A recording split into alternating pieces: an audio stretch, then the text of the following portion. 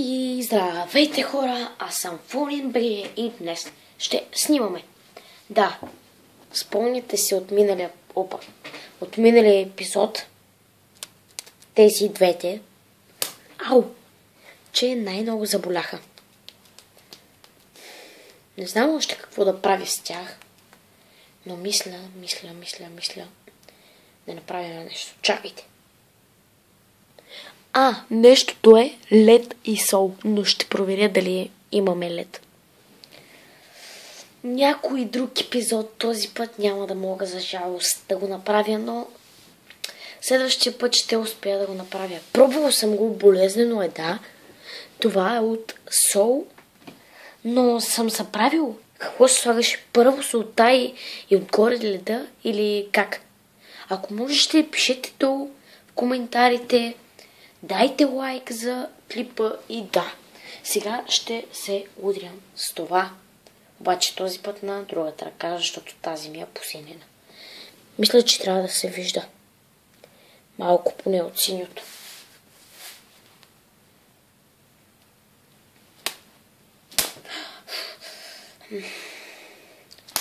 Ау!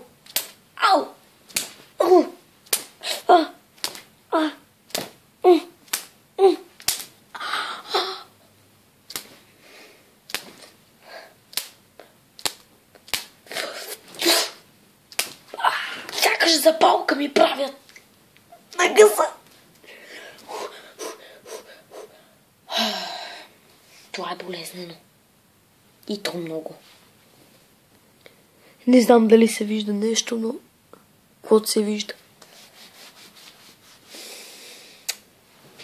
What the fuck? И изчакайте малко. Сега ще направя това. Ще нагора малко. Пък и тази запалка май не работи.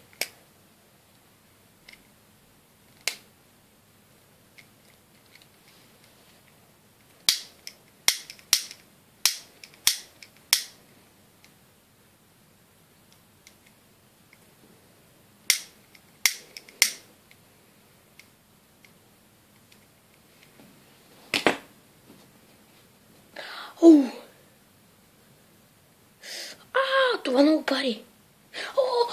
What the fuck?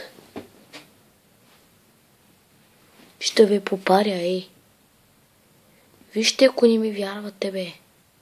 Вижте как се нагрия.